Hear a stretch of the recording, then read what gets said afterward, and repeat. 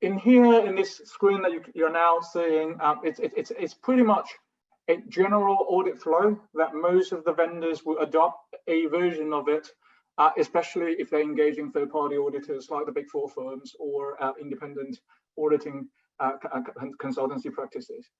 So I'll quickly talk through each of these boxes now, so you get an overview, and then we'll dive into this a little bit more step by step.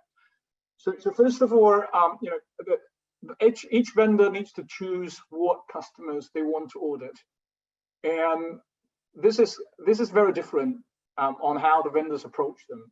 Some of the vendors, if they are very compliance driven, and what that means is that if a large or significant percent of revenue is contributed from audit rather than genuine new sales, then they will have a tendency to audit everybody or as many customers as they can find. Versus for some of these still I would call successful vendors that's still hoping to build strategic long-term relationship with the customers, they will do the selection more tactically, typically looking at customers that they think they will be able to generate the maximum amount of return on the investment, because audit themselves cost money. So they will notify the customer before actually kicking off and initiating the whole project.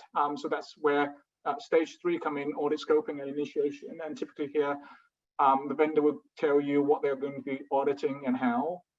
And then there will be then collecting data, and we'll definitely go into this a little more detail in the later slides.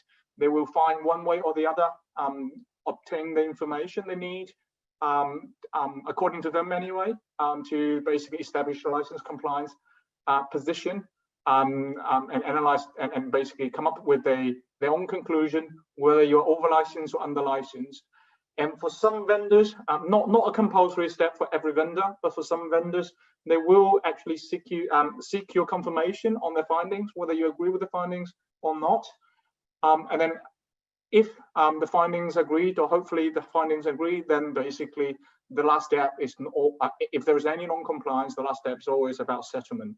So if there is any non-compliance identified as part of an audit, how does the financial settlement should be conducted?